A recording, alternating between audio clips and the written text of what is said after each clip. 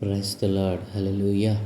ప్రభువునందు ప్రియ దేవుని జనాంగమా, మన ప్రభువును రక్షకుడైన యేసయ్య పరిశుద్ధ నామములో మీకు శుభములు తెలియజేయుచున్నాను. ప్రతి ఉదయం దేవుని తన ఆధ్యాత్మిక కార్యక్రమానికి మిమ్మలను ప్రేమతో ఆహ్వానిస్తూ ఉన్నాను. నేటి వాక్య ధ్యానముగా సామెతల గ్రంథము 10వ అధ్యాయము 9వ వచనాన్ని చదువుకొని ధ్యానం చేసుకుందాం. యథార్థముగా ప్రవర్తించువాడు నిర్భయముగా ప్రవర్తించును, కుటీల వర్తనుడు బయలుపడును. ఆమేన్. ప్రభునందు దేవుని జనాంగమా, చదవబడిన లేఖనము నిమిత్తమై ప్రార్థన చేద్దాం. మమ్మల్ని మిక్కిలిగా ప్రేమించుచున్న మా ప్రియ తండ్రి, మీ ఘనమైన ఉన్నతమైన మనకి స్తోత్రాలయ. మీ మంచి లేని మా బ్రతుకులలో మరొక నూతన దినాన్ని దయచేసినందుకే స్తోత్రాలు తండ్రి. ఈ ఉదయకాలం ముందు మేము ధ్యానం చేయడం చదువుకున్న ఈ లేఖన భాగాన్ని మా కొరకు దీవించండి. ఈ లేఖన భాగంలో నుండి కొన్ని ఆత్మీయ పాఠాలు మీరే మాకు బోధించి నేర్పించమని యేసయ్య పరిశుద్ధ నామమున ప్రార్థించి వేడుకుంటూ ఉన్నాము తండ్రి. ఆమేన్. ప్రభునందు ప్రియ దేవుని జనాంగమా, గత దినమున జ్ఞానచిత్తుడు ఉపదేశం అంగీకరిస్తాడని, పనికి మాలిన వదరబోతూ నశిస్తాడు అని దేవుని లేఖనాన్ని మనం ధ్యానం చేశాం. పనికి మాలిన వదరబోతూ అనగా మూర్ఖుడు అని, జ్ఞానచిత్తుడు ఉపదేశాన్ని అంగీకరించి దేవుని అనేక ఆశ్చర్యకార్యాలను పొందుకుంటే, మూర్ఖుడు మరి వ్యర్థమైన మాటలు మాట్లాడుతూ నశిస్తాడు అని దేవుని లేఖనంలో నుండి కొన్ని ఆత్మీయ పాఠాలు దేవుడు బోధించగా మనం నేర్చుకున్నాం. ప్రియమైన పిల్లరా, ఈరోజు 9వ వచనాన్ని మనం ధ్యానం చేద్దాం. యథార్థముగా ప్రవర్తించేవాడు నిర్భయముగా ప్రవర్తించును, కుటీల వర్తనుడు బయలుపడను. నా ప్రియ దేవుని జనాంగమా, యథార్థత దేవుని దృష్టికి ఎంతో ఉన్నతమైనది. యథార్థత కలిగిన వాడిని దేవుడు తన కన్నులతో చూస్తాడు. యథార్థత కలిగిన వాడిని దేవుడు కనిపెడతాడు. యథార్థత కలిగిన వాడిని దేవుడు తన ప్రసన్నతను కురిపిస్తాడు, తన సన్నిధి కాంతి ఉదయింపజేస్తాడు. యథార్థత ఎవరిలో ఉంటుందో వారి మీద మరి దేవుని యొక్క మరి హస్తము పనిచేస్తుంది అని అనేక లేఖనాలు మనకు తెలియజేస్తూ ఉన్నాయి. హృదయం పిల్లల యథార్థముగా ప్రవర్తించేవాడు నిర్భయముగా ప్రవర్తిస్తాడంటాడు. యథార్థవంతుడు ఏ పని చేసినా నిర్భయంగా చేస్తాడు. ఎందుకని? యథార్థత తనలో పెట్టింది దేవుడు. దేవుని దగ్గర నుండి ఆ యథార్థతను పొందుకుంటాడు కాబట్టి. హృదయం పిల్లరా, మరి మనం చూస్తే ఆయన యథార్థవంతులను వర్ధిల్ల చేయును, యుక్త మార్గము తప్పక నడుచుకుని వారికి ఆయన కేడెముగా ఉన్నాడు. యథార్థవంతుడు ఏం చేస్తాడు? యుక్త మార్గములో నడుస్తాడు.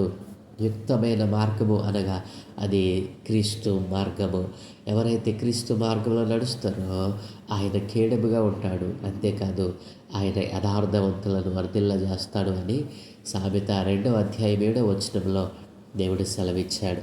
ప్రియమైన పిల్లరా, మనం చూసినట్లయితే ఆదికాండము 15వ అధ్యాయము 1వ వచనంలో దేవుడు అంటాడు కదా, ఇవి జరిగిన తర్వాత యెహోవా వాక్యము అబ్రాహామునకు దర్శనమందు వచ్చి, అబ్రామా భయపడకుము, నేను నీకు కేడము, నీ బహుమానము అత్యధికమగునని దేవుడు వచ్చి మరి దర్శనమందు అబ్రాహాముతో చెప్పడం మనం చూస్తాం. ఎందుకు దేవుడు దిగివచ్చి అబ్రాహాము దర్శనమందు మరి అభయమిస్తూ ఉన్నాడు? అబ్రహాము యథార్థవంతుడు.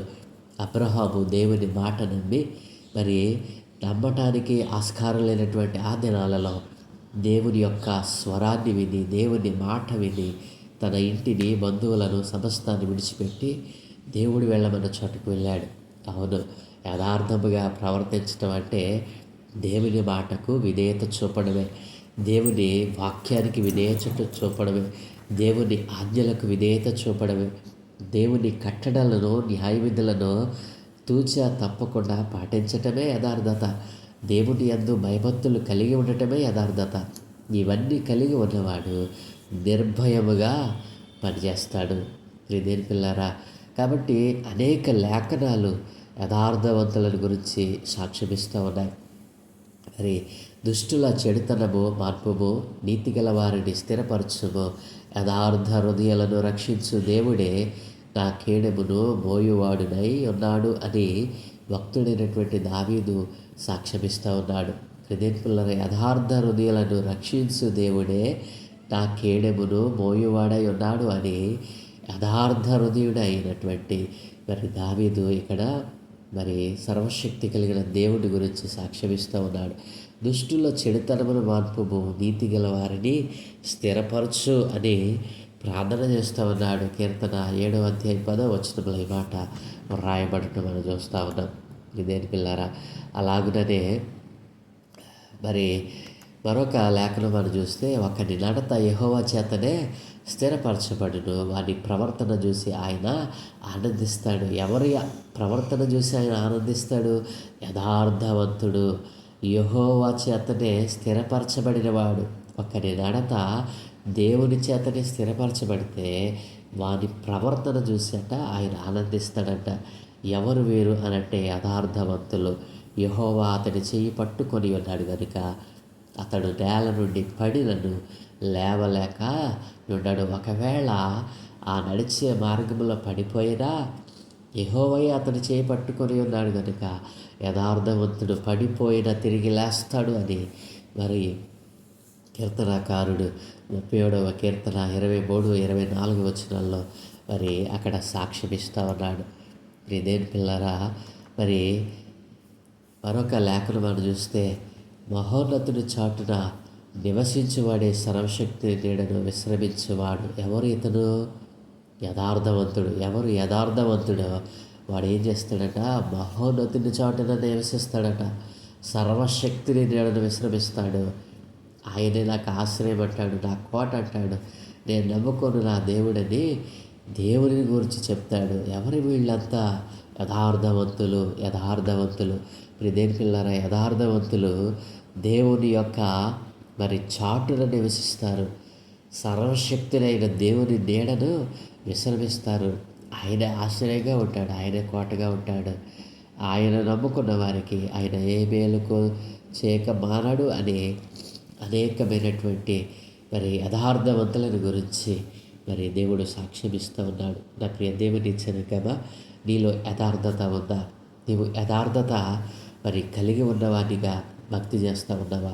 ఒకవేళ దేవుడు అంటే భయభక్తులు లేకుండా దేవుని వాక్యం అంటే మరి నీకు మరి ఇష్టం లేకుండా దేవుడు బోధ చేస్తూ ఉంటే, ఉపదేశిస్తూ ఉంటే ఉపదేశాన్ని తిరస్కరించేవాడిగా నీవు ఉండి మరి దేవుని ఆజ్ఞలను, దేవుని కట్టడలను, దేవుని న్యాయ విధులను తప్పి తిరిగేవాడిగా నీవున్నావా? ఒకవేళ నీలో యథార్థమైన ప్రవర్తన లేకపోతే చాలా మరి భయంకరము. యథార్థమైన ప్రవర్తన నిన్ను నిర్భయముగా మరి జీవించేటట్లు చేస్తుంది.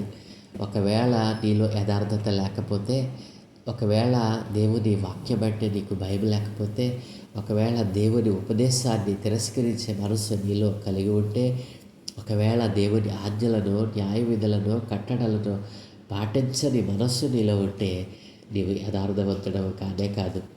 ఎవరు యథార్థవంతులు అని అంటే, దేవుని వాక్యాన్ని మరి ఉన్నది ఉన్నట్లుగా మరి గ్రహించేవారు, దేవుని వాక్యం పట్ల మనస్సు నిలిపేవారు, దేవుని మరి న్యాయ విధులను, కట్టడలను తూచా తప్పకుండా పాటించేవారు, దేవుడంటే భయభక్తులతో జీవించేవారు, మరి అన్నిటికంటే ముఖ్యముగా నీతి కలిగిన క్రియలు కలిగిన వారు మరి యథార్థవంతులుగా దేవుడి దృష్టిలో వర్ధిల్లుతారు. యథార్థవంతులు ఏ విషయములను కూడా పడిపోరు, చెడిపోరు, తొట్టిల్లరు. యథార్థముగా ప్రవర్తించేవాడు నిర్భయముగా ప్రవర్తించును అని ఈరోజు దేవుడు మనకు నేర్పిస్తూ ఉన్నాడు. యథార్థమైన ప్రవర్తన నీకు ఏ విధమైన భయము లేకుండా నిన్ను జీవించేటట్లు చేస్తుంది. నిర్భయము అంటే భయము లేనిగా నిన్ను చేస్తుంది. ఒకవేళ యథార్థత నీళ్ళే లేకపోతే, నీవు ప్రతి చిన్న విషయాన్ని భయపడుతున్నావంటే నీలో యథార్థత లేనే లేదు. యథార్థత అనేది నీకు ఎక్కడ లభ్యమవుతుంది? దేవుని పాదాల చెంతనే, దేవుని వాక్యం వినుటతోడనే, దేవుని ఉపదేశమును అంగీకరించడంతోడనే యథార్థత నీకు దొరుకుతుంది. యథార్థత ఒక్కసారి నీకు దొరికితే ఇక దేవుని కనుసన్నలో నీవు ఉంటావు. దేవుడు తన రెక్కల నీడని కాస్తాడు, సర్వశక్తి నీడన నీకు ఆశ్రయాన్ని దయచేస్తాడు. నా ప్రియ దేవుని జనకము, ఈరోజు యథార్థత లేక చాలామంది అనేక రకాలుగా పడి చెడిపోతున్న వారిని మనం చూస్తూ ఉన్నాం.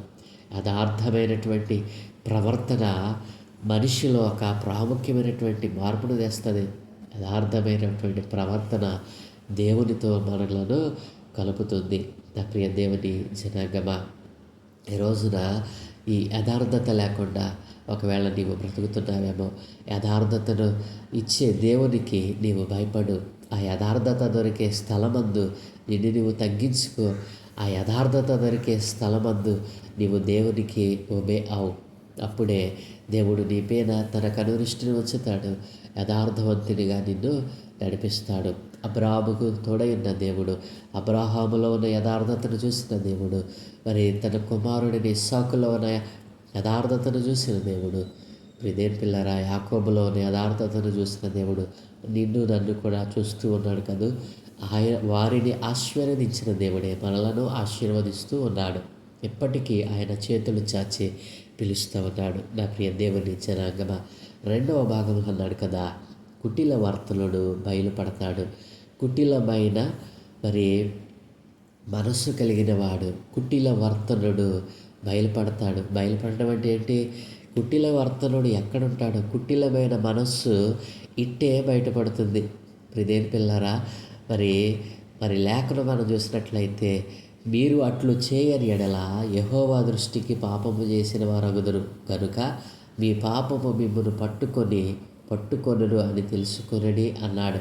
సంఖ్యాకాండం 32:23లో మీరు అట్లు చేయని ఎడల యెహోవా దృష్టికి పాపము చేసిన వారగుదురు అని అక్కడ మరి లేఖికుడు మాట్లాడుతూ ఉన్నాడు. అట్లు చేయని ఎడల అంటే ఎట్లు?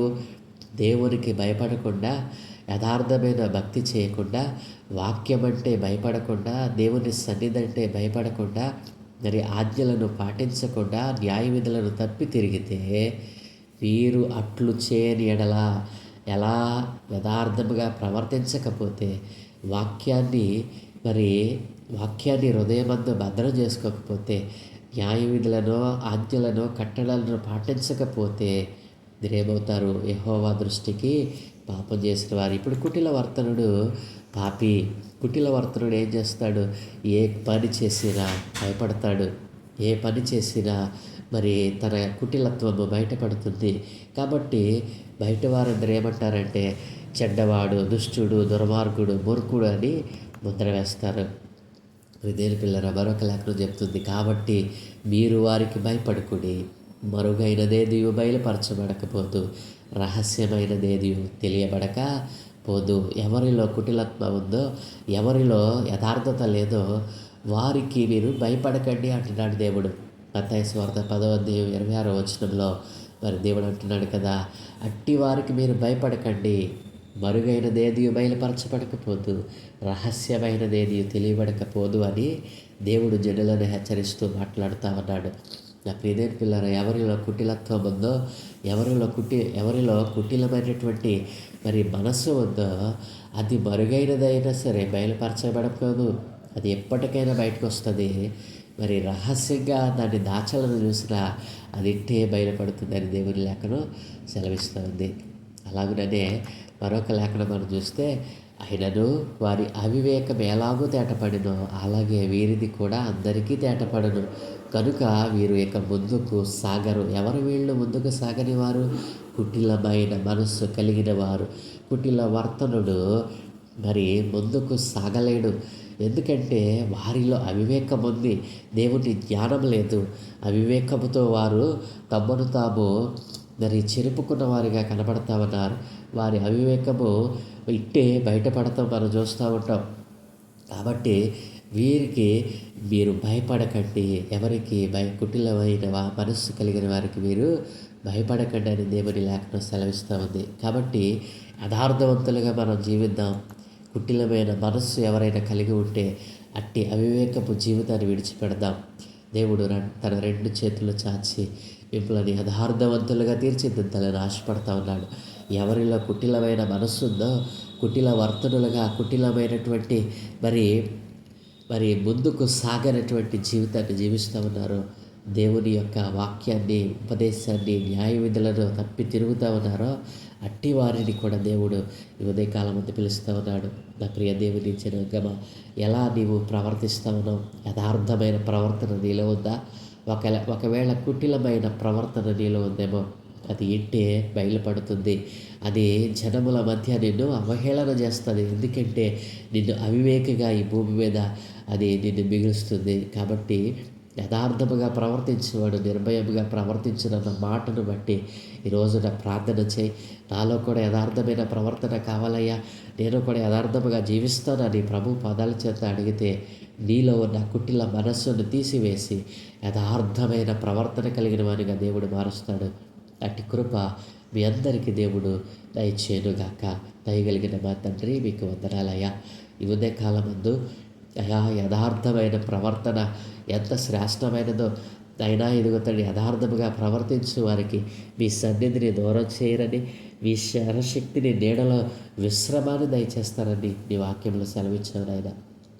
ఎవరైతే కుటిల వర్తనలో ఉన్నారో వారి అవివేకము ఇట్టే బయలుపడుతుందని, తద్వారా మరి ప్రజలలో సమాజంలో వారి యొక్క మరి పేరు ప్రఖ్యాతులన్నీ కూడా మాసిపోతాయని, వారు ముందుకు సాగరని నీ వాక్యం సెలవించినట్లుగా ఎవరిలో కుటిలమైన మనస్సు ఉందని ఆయన అట్టి వారి కుటిలమైన మనస్సు నుండి వారిని విడిపించి యథార్థవంతులుగా తయారు చేయమని, ఎవరైతే ఇంటి యథార్థత కావాలని ఈ ఉదయ కాలమందు మోకరించి ప్రార్థన చేస్తూ ఉన్నారో వాటి తీర్మానాన్ని మీరు ఆమోదించండి.